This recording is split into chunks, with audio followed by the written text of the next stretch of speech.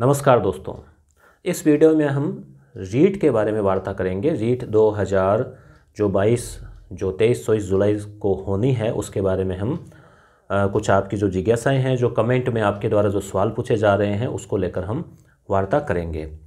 पहला सवाल तो विद्यार्थियों का ये है कि इसके मार्क्स जो है वो जुड़ेंगे क्या। जैसा कि पहले होता आया है कि 10% या फिर 70-30 का फार्मूला, 90-10 का फार्मूला था, तो उस हिसाब से भी कुछ फार्मूला रहेगा क्या। अगर फार्मूला नहीं रहता है तो फिर विद्यार्थी उस हिसाब से तैयारी करें कि उनको जो 60% या 55% जो भी उनको लाने हैं वो ही लाएं, उतनी ही तैयारी करें। और अगर मान लो जुड़ते हैं तो इसकी थोड़ी गंभीर तैयारी करें। तो इसमें संभावना यही है कि जो भी पात्रता परीक्षा होती है, जैसे नेट एग्ज़ाम होता है, सेट एग्ज़ाम होता है, सी-टेट होता है, तो पात्रता परीक्षा है और उसके बाद में आपको एक परीक्षा और देनी होती है कंपटीशन की, तो पहले वाली परीक्षा के नंबर नहीं जुड़ते हैं। जैसे आप RS प्री और मेंस को देख लो भले, या फिर जैसे आप कॉलेज लेक्चरर या कोई और जो भी है उसके लिए पहले जो डिग्री आपने कर रखी है नेट वगैरह, तो उसके मार्क्स नहीं जुड़ते हैं। तो पूरी संभावना यही है कि इसके मार्क्स नहीं जुड़ेंगे, केवल आपको पात्रता परीक्षा के हिसाब से इसको करना है। दूसरा सवाल विद्यार्थियों का ये पूछा जा रहा है कि क्या पढ़ें, यानी कि सिलेबस जो है वो बदलेगा क्या।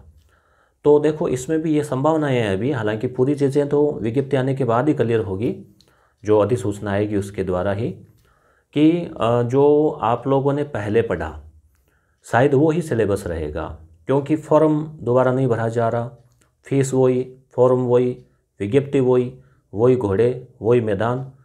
तो इसलिए आपको जहाँ तक संभावना है, और विद्यार्थियों का फ़ायदा भी तभी होगा जब, क्योंकि उनसे दोबारा उनकी मेहनत हो रही है, तो सिलेबस अगर चेंज होगा तो किताबें नहीं लानी पड़ेगी, झंझट बढ़ेगा विद्यार्थियों का, तो मशक्क़त बढ़ेगी। तो इसलिए पूरी संभावना यही है कि सिलेबस भी वही रहेगा। हालांकि भाषा में तो कोई दिक्कत नहीं है, 2 भाषाएँ आपको, उसमें कोई सिलेबस चेंज नहीं होना, मनोविज्ञान का नहीं होना। केवल विज्ञान और सामाजिक विज्ञान में डाउट इतना ही है कि NCERT पढ़ें कि RBSC, वो 2019 में जो चल रही थी वो। तो जहाँ तक मेरा अनुमान है कि जल्द ही जो आएगी विज्ञप्ति तो उसमें ये क्लियर कर दिया जाएगा, मगर संभावना यही है कि जो सिलेबस पहले आपने पढ़ा है वो ही पढ़ना होगा। तो जो आपने भाषा के लिए आपने देखा किताबें, मनोविज्ञान के लिए जो देखी, जो नोट्स वगैरह आपके पास पड़े हैं, जो टेस्ट पेपर पड़े हैं, अवेलेबल है, उन्हीं को आप देखिए। यस गुरु ऐप पर भी हमने मनोविज्ञान के तो कुछ पेपर अपलोड कर दिए हैं, जल्द ही सामाजिक विज्ञान, हिंदी आदि के बारे में भी जैसे ही अधिसूचना आ जाती है, विज्ञप्ति आ जाती है, ताकि पता लग जाए कि क्या रहने वाला है, उसके बाद हम अपलोड कर देंगे। तब तक आप जो है, आपके पास जो मटेरियल अवेलेबल है उसको आप पढ़ते रहिए। एक और विद्यार्थियों का महत्वपूर्ण सवाल या जिज्ञासा कि अगला पेपर कैसा होगा। जैसे आपने रीट वाला ये दे दिया, वैसे इसका शुद्ध नाम अगर इसको पात्रता परीक्षा रखते हैं तो RTET होना चाहिए, इसका टीचर एलिजिबिलिटी टेस्ट राजस्थान। तो जैसे अगर मान लो आप ये कर देते हैं, ये क्लियर कर लेते हैं परीक्षा, तो इसके बाद में एक पेपर और देना पड़ेगा। तो जुलाई में ये होता है, मान लो अगस्त में रिजल्ट आए और अगली परीक्षा सितंबर या अक्टूबर में करवा ली जाए, जिसमें केवल उन्हीं लोगों को बैठने का मौका मिलेगा जो RTET क्लियर कर चुके हैं, क्वालिफाई है।